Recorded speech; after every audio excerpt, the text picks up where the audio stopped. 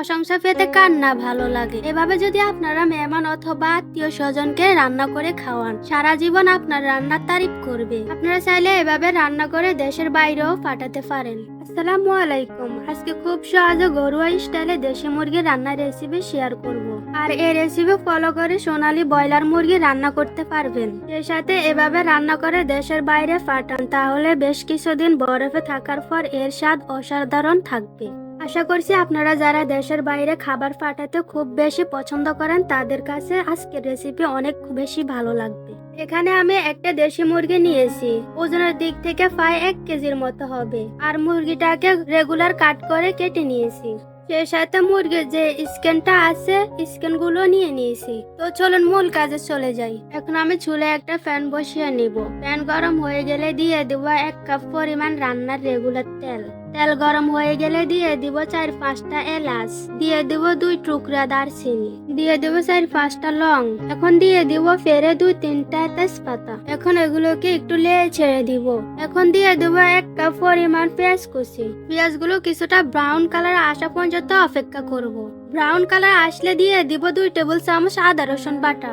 আদা রসুনের গন্ধ যাওয়া পর্যন্ত ভেজে নেব। আদা রসুনের গন্ধ চলে গেলে দিয়ে দিব স্বাদ মতো লবণ। এখন দিয়ে দিব 1 টেবিল চামচ হলুদের গুঁড়া। আরো দিয়ে দিব 2 টেবিল চামচ মরিচের গুঁড়া। এখন এগুলোকে লেড়ে ছেড়ে দিতে হবে। এর মাঝে একটু পানি অ্যাড করে দিতে হবে যাতে পুড়ে না যায়। এখন আমি দিয়ে দিব 2 টেবিল চামচ জিরা গুঁড়া, দিয়ে দিব 2 টেবিল চামচ ধনিয়ার গুঁড়া। এখন মশলাগুলো লেড়ে ছেড়ে দিতে হবে। আরো দিয়ে দিব 2 টেবিল চামচ বাদাম বাটা। এখন মশলাগুলো কষানোর জন্য দিয়ে দেব কিছুটা পানি। মশলা কষানো হয়ে গেলে চিকেনের রান্নার জন্য দিয়ে দিব 2 কাপ পরিমাণ পানি। এখন আমি মশলাগুলো লেড়ে ছেড়ে ঢাকনা দিয়ে ডেকে বলক আসা পর্যন্ত অপেক্ষা করব। তো দেখতে পারছেন বলক চলে আসছে। এখন আমি আগে থেকে যে চিকেনগুলো ধুয়ে পরিষ্কার করে রেখেছিলাম সেগুলো এখন দিয়ে দিব।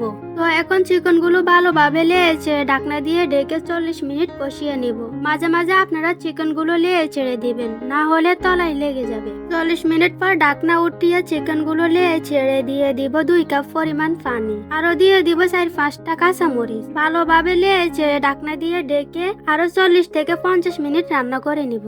50 মিনিট পর ঢাকনা উঠিয়ে চিকেনগুলো ভালোভাবে লেড়ে ছেড়ে ঢাকনা দিয়ে ডেকে আরো 30 মিনিট রান্না করে নিব।